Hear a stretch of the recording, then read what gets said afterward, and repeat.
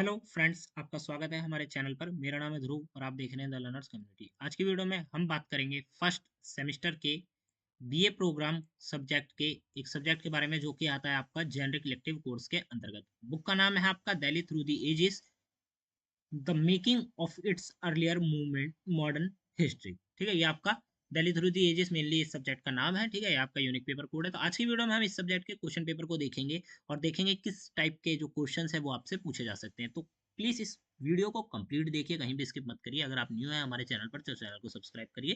ठीक है, इस वीडियो में हम क्वेश्चंस को कवर करेंगे, देखेंगे किस टाइप के जो क्वेश्चंस है आपसे पूछे जा सकते हैं। बिकॉज अगर आप लोग फर्स्ट टाइम एग्जाम हॉल में बैठने जा रहे हैं तो आपका एक आइडिया होना चाहिए कि किस टाइप के क्वेश्चन आपसे पूछे जा सकते हैं और किस प्रकार से उसका आंसर बनाना है। ठीक है, काफी चीजें डिस्कस होंगी इस क्वेश्चन पेपर में, तो इसको पूरा देखिए। ठीक है, BA programme first semester generic elective course के अंतर्गत ये आपका जो पेपर है वो आता है। 3 घंटे आपको दिए जाएंगे, 90 नंबर का आपका पेपर होगा।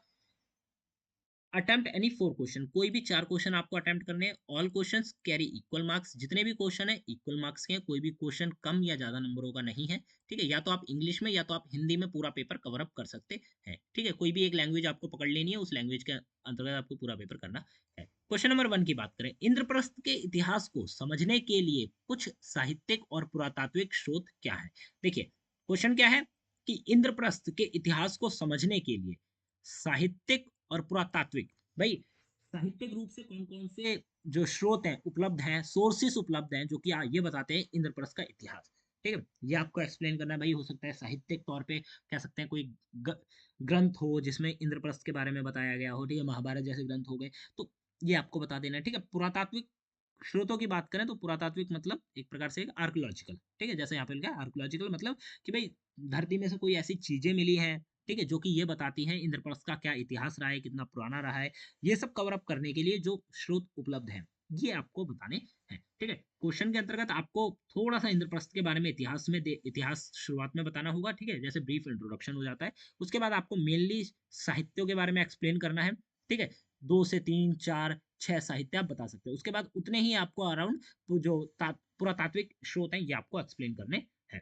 तो जो आपका आंसर है वो कंप्लीट हो जाएगा। और आंसर को एक अच्छे वे में आप लोग लिखिए। अगर आप एग्जाम में देने जा रहे हैं, अगर आप किसी और सब्जेक्ट का भी एग्जाम देने जा रहे हैं, तो भी आप एक अच्छे वे में लिखिए। वे क्या है, क्वेश्चन का थोड़ा सा आपको ब्रीफ इंट्रोडक्शन सबसे पहले दे देना है, मतलब परिचय। ठीक है, उसके बाद आपका जो मेन आंसर है, जैसे आपने आंसर को 5 से 6 पॉइंट्स में डिवाइड कर लिया, लिखने से पहले आपने सोच लिया कि आपको ये पॉइंट लिखने हैं। ठीक है, तो आपको क्या करना है, उन पॉइंटों को लिखना है, उन पॉइंटों को एक्सप्लेन करना है। जैसे आपने मेन पॉइंट लिख दिया, उसके बाद उसे एक्सप्लेन कर दिया, फिर मेन पॉइंट लिख दिया, फिर उसे एक्सप्लेन कर दिया। ऐसे क्या होगा, जो आपका आंसर है वो मेन हेडिंग से भी एग्जामिनर पढ़ लेगा तो भी समझ जाएगा कि आपने क्या लिखा है आंसर के में। ठीक है, उत्तर में मेन मेन क्या लिख के।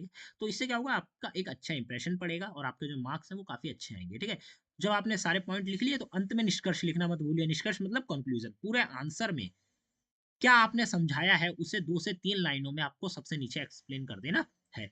तो इससे आपका जो आंसर है वो पूरी तरह से तैयार हो जाएगा।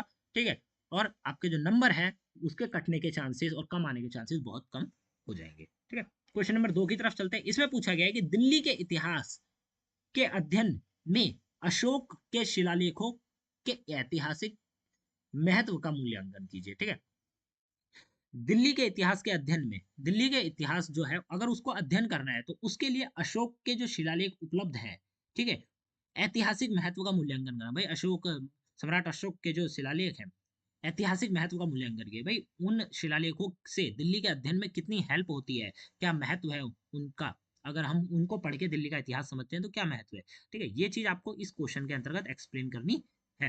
ठीक है, तो आप थोड़ा सा दिल्ली के इतिहास के बारे में बताएंगे, फिर अशोक जो सम्राट अशोक है उनके शिलालेखों के बारे में बताएंगे और फिर उनके महत्व को बताएंगे। ठीक है, तो ये जो आपका आंसर है ये कंप्लीट तैयार हो जाएगा। क्वेश्चन नंबर 3 में आपसे पूछा गया है, निम्नलिखित में से किन्हीं दो के विशेष संदर्भ में 10वीं से 14वीं शताब्दी के बीच दिल्ली के विकास और बदलते शहरी परिदृश्य का परीक्षण कीजिए। देखिए, निम्नलिखित में से किन्हीं दो के विशेष संदर्भ में, भाई यहाँ पे जगह बताई गई हैं।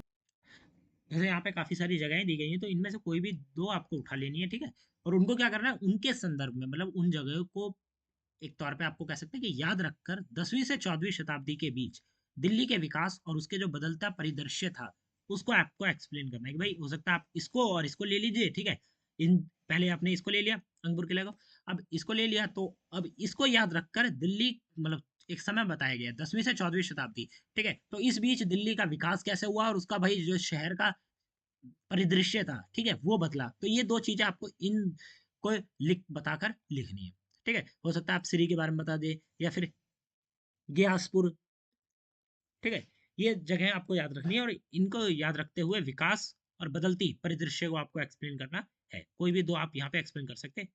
ठीक है, या फिर ये जो क्वेश्चन है ये और के ऑप्शन के साथ दिया गया है। यहाँ पे पूछा गया है क्वेश्चन सीधा सीधा कि सिरी शहर के शहरी विकास के लिए जिम्मेदार विभिन्न कारकों पर चर्चा कीजिए, चर्चा करें। ठीक है, श्री शहर के जो शहरी विकास है, उस शहर का जो विकास हुआ, ठीक है, उसके लिए कौन कौन से कारक जिम्मेदार थे, कौन कौन से कारण थे जिससे ये मतलब एक प्रकार से कहते हैं शहर का विकास हुआ। तो ये आपको यहाँ पे एक्सप्लेन करना। क्वेश्चन नंबर 3 जो है वो आपके और ऑप्शन के साथ दिया गया है। क्वेश्चन नंबर 4 की बात करते हैं। सल्ता सल्तनत कालीन दिल्ली के दरबारों और राजधानियों को बदलने में शामिल कारणों और कारकों का आलोचनात्मक मूल्यांकन कीजिए। ठीक है, सल्तनत कालीन दिल्ली के दरबार और राजधानियों को बदलने में शामिल कौन कौन से कारण है, कौन कौन से कारक है, इनका आलोचनात्मक आपको मूल्यांकन करना है। ठीक है, दिल्ली के दरबारों और राजधानियों को बदलना, भाई दिल्ली के जो दरबार थे या राजधानियां थी, तो उनको बदलने में कौन कौन से कारण शामिल थे, कौन कौन से कारक शामिल थे, ये चीज आपको यहाँ पे बतानी है। क्वेश्चन नंबर 5 को देखते हैं। इसमें पूछा गया है हुमायूं के मकबरे की वास्तुकला की कुछ प्रमुख विशेषताएं क्या है। ठीक है भाई, हुमायूं का जो मकबरा है, ठीक है, उसके वास्तुकला, वास्तुकला मतलब एक प्रकार आर्किटेक्चर।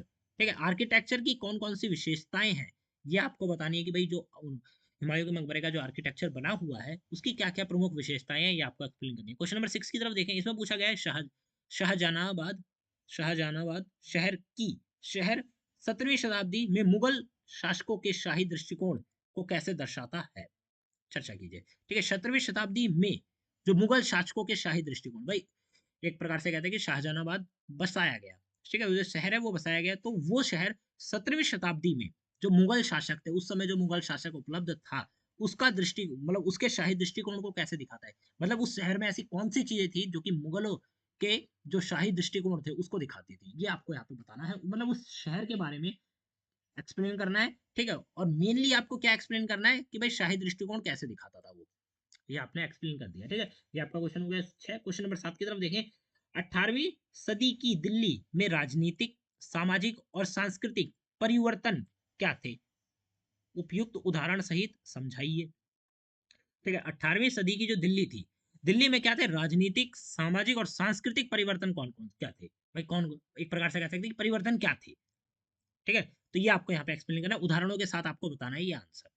आपका क्वेश्चन नंबर 7। क्वेश्चन नंबर 8 को देखें। इसमें आपसे पूछा गया है निम्नलिखित में से किन्हीं दो पर संक्षिप्त टिप्पणी लिखनी है। ठीक है, जो शॉर्ट नोट्स का क्वेश्चन है ये लगभग हर एक क्वेश्चन पेपर में आपसे पूछा जा सकता है। ठीक है, तो शॉर्ट नोट्स के लिए कोई भी टॉपिक आ सकता है, तो आपको जितने भी बेसिक बेसिक टॉपिक है उनके बारे में जानकारी प्राप्त करके रखना है ताकि आप अच्छे से आंसर जो है वो बना पाए। यहाँ पे टॉपिक बताए गए हैं जैसे तिलपत और पानीपत, चार बाग, मेहरौली लोह स्तंभ, जाफर जफर जरीली। ठीक है, तो यहाँ पे चार टॉपिक दिए गए, इनमें से किन्हीं भी दो टॉपिक में आपको क्या करना है, उनके ऊपर संक्षिप्त टिप्पणी लिखनी है, मतलब शॉर्ट नोट्स आपको एक्सप्लेन करके बताना है। ठीक है, तो ये थे आपके टोटल 8 क्वेश्चन, जिनमें से टोटल आपको 4 क्वेश्चन को अटेम्प्ट करना है और उनके जो आंसर है कंप्लीट आंसर आपको बना के लिखने हैं। जिससे क्या होगा कि आपके जो, अगर आप सही से आप लिखते हैं, सारे आंसर बनाते हैं, ठीक है, क्वेश्चन को प्रॉपर वे में लिखते हैं और कोई भी क्वेश्चन का आंसर नहीं छोड़ते हैं, ठीक है, तो आपके जो नंबर हैं उनके ज्यादा से ज्यादा आने के चांसेस बहुत ज्यादा बढ़ जाते हैं। ठीक है, मतलब आप ज्यादा से ज्यादा नंबर गेन कर सकते हैं अपने एग्जामिनेशंस में। तो आपको क्या करना है, इस सब्जेक्ट का ये जो क्वेश्चन पेपर हमने डिस्कस करा इस वीडियो में, इस क्वेश्चन पेपर को जो आंसर्स हैं उनको एक बार आपको पढ़ लेना है एग्जाम से पहले, ताकि आपको एक आइडिया रहे कि अगर इससे कोई भी क्वेश्चन आता है, और चांसेस बहुत ज्यादा है कि इस क्वेश्चन पेपर में से एक या दो या तीन क्वेश्चंस आपसे जरूर ही पूछे जाए। ठीक है, जरूर का मतलब यह है क्योंकि एसएल में रिपीटेड क्वेश्चंस आते हैं, इसीलिए क्वेश्चन पेपर से आने के चांसेस बहुत ज्यादा है, क्योंकि ये प्रीवियस ईयर का ही है। ठीक है, और मैंने भी देखा है काफी बार सेम क्वेश्चन रिपीट होता है, बस उसको क्वेश्चन की जगह बदल दी जाती है, या फिर हो सकता है आपको क्वेश्चन में थोड़ा एक्स्ट्रा पूछ लिया जाए। तो आपको क्या करना है, इन सभी क्वेश्चंस को एक से दो बार अच्छे से पढ़ लेना है, उनके आंसर को समझ लेना है, आपको क्या आंसर बनाना है, क्या पॉइंट बनाना है, ताकि आप अच्छे से आंसर बना पाए अपने एग्जाम में।